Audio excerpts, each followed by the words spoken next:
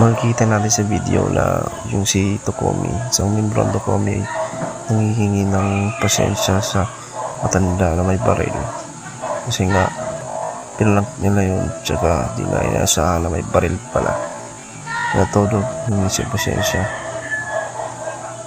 Kaya di gusto itong prank na to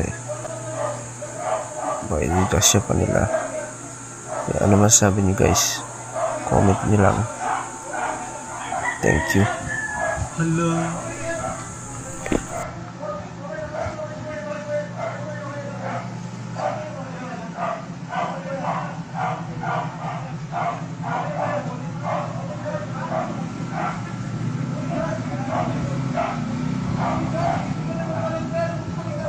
Muntik na.